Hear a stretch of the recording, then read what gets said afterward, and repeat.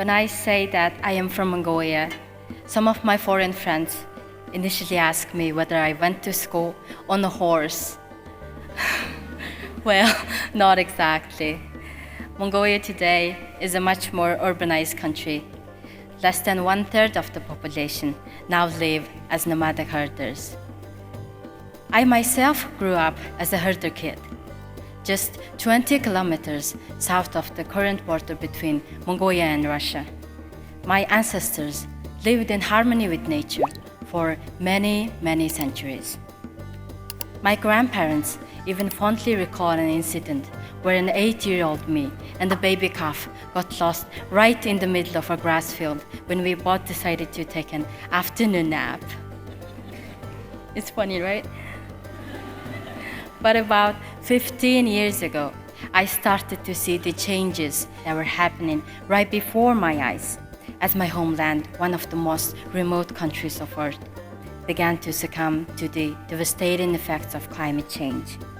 Our river, the main water source for everything in our valley, gradually dried up. Our grass, our pastures were not as green and tall as they used to be, which means that now no one can play hide and seek in the grass fields anymore. Summers became dry and scorching, which led to diminished pastures where the livestock grazed.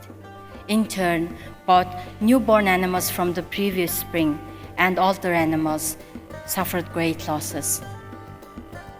This harsh reality has forced many herder families to move to urban areas, undermining their socioeconomic standings and their dignity as humans. My grandparents stopped being nomads and went to live in the city. About 3 years ago, I began to connect these local environment and societal changes and consequences to the global issue of climate change. Then I wanted to be part of the solution. To change the knowledge, attitude, and practices of Mongolian people around these climate change issues and as well as solutions. So my little sister and I, we started this social startup named Green Dot.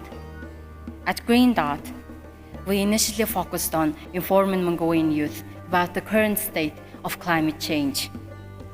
Then we helped them change their own behaviors to be more environmentally conscious. And finally, we aim to empower them to become climate activists, makers, and doers themselves. In the past year, we have reached over 500,000 Mongolians. Our Green Dot youth community has logged more than 100,000 individual climate actions, saving over 700,000 kilograms of CO2. Thank you. Thank you. 25 liters of water and 80,000 kilowatt hours of energy. Next, we will aim for 1 million collective actions, a stronger community, and a minimum of 50 collaborative climate projects in Mongolia. Thank you.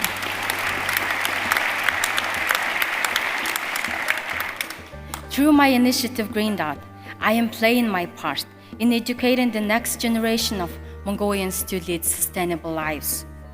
But without the combined actions of individuals from all over the world, just like you, countries and communities like mine will continue to feel the damaging effects of a problem for which we are largely not responsible. Yes, we need to be talking about big numbers when it comes to climate change, adaptation, and mitigation.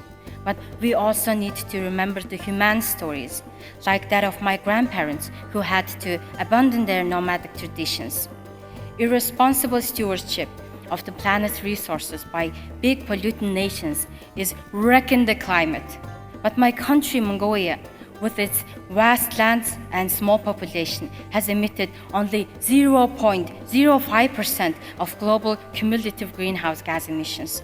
And yet we are seeing an end to our centuries-old way of life. And I'm determined not to let that happen. Thank you. Thank you.